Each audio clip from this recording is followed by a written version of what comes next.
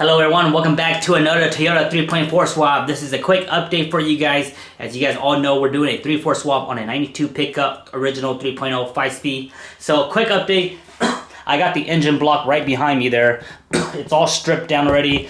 I just got done drilling the dipstick hole, so I'm gonna go ahead and clean it up. We have a new oil pump, so I'm gonna go ahead and take the oil pump, plug the original dipstick hole in the oil pump, and then we're gonna go ahead and put the oil pickup 2 and the 3.0 oil pickup 2 and stuff like that. Right now we're still waiting for all the OEM parts, head gasket, miscellaneous stuff like that, so we can't install the heads yet. I did receive my heads already. I dropped off my heads Monday to UHP in Eagle River. They're super amazing. All my cylinder heads that I've done in the past has been through them. So I dropped it off Monday and I just picked it up today. They did a great job. For both of the heads to get all pressure check, vacuum check, resurface, it was $420. A couple of the valves didn't pass the pressure check, so I'm gonna go ahead and remove all the valves anyway, and we're just gonna clean up the carbon buildup. Most likely that's what's happening. So we'll go ahead and clean it up. We'll relap it, we need to, and then we are gonna install new valve stem seals. And again, those stuff are not here yet, so we can't really get to those yet. But right now I have the heads. A lot of the parts are already here. We have our ASIN, timing belt kit, water pump kit, the clutch, the flywheel, a lot of stuff already is here. I bought the exhaust system from Napa already. I think I'll go ahead and do another parts video separately once all the parts are here, because I know you guys are interested in that. So far we spent about, we're almost at $3,000 or $3,500 just in parts alone.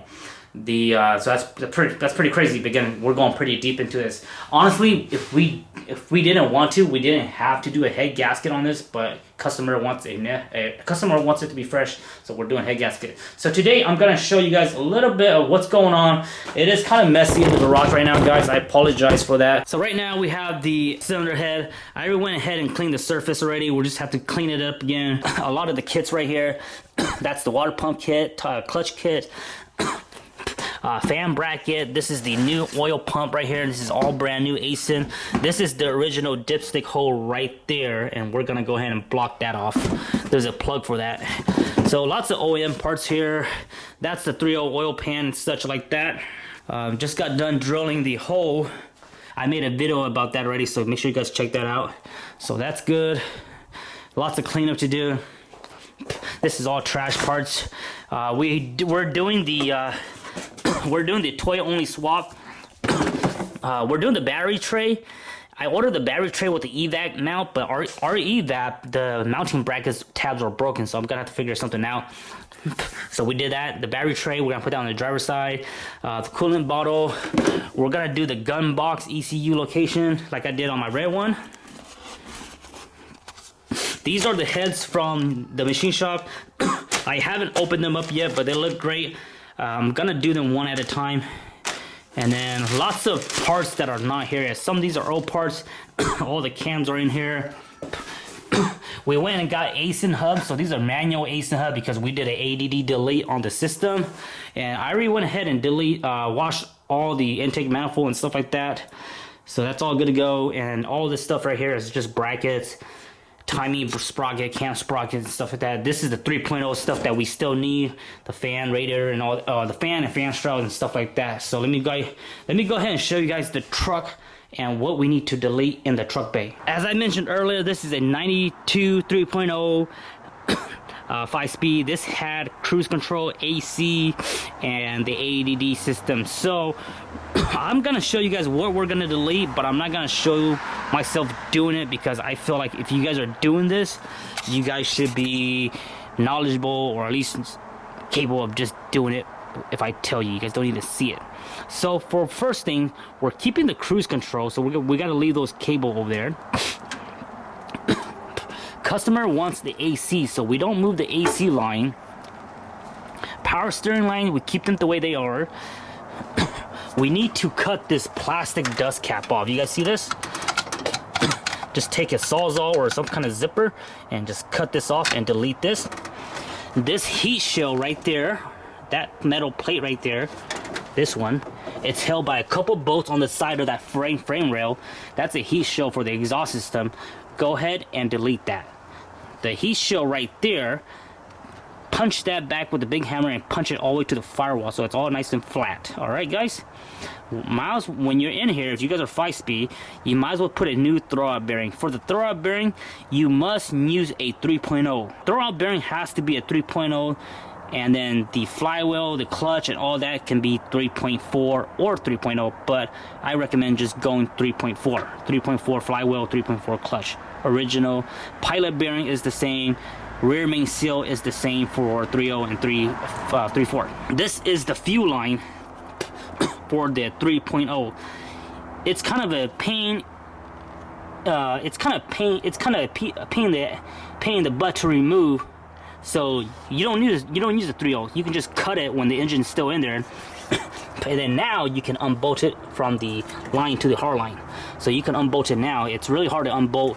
So now you can just cut this, and I'm gonna go ahead and do that. This is the clutch that goes to the slave cylinder. There's a bracket that's held onto the cylinder head. You can just chop that apart, and this will hang freely. All right, so that's what we're doing. The other thing we need to do is right here is the fuel return line. This is a fuel return line. This is where the fuel regulator return. This hose is the original hose. That's a 1/4-inch fuel line. You can delete. You're gonna delete that hose and run a new hose because you need it to be longer, and it's about 3 feet. You need about 3 feet, and you just run it to once you put the engine in, then you can run the hose to it. You don't have to do it now.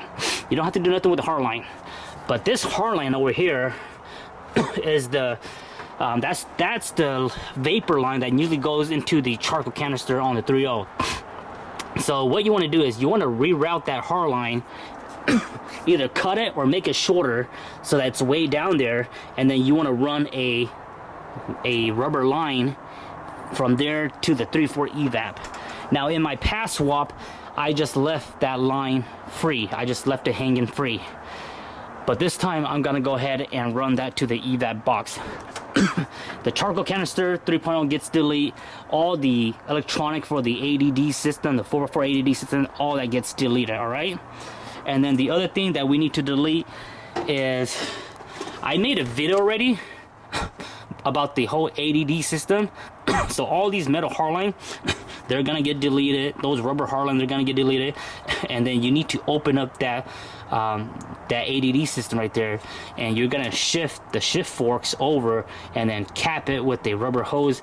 I made a video about that already, so I'm not gonna go into detail, but this is the time when you want to do it because you have way more room.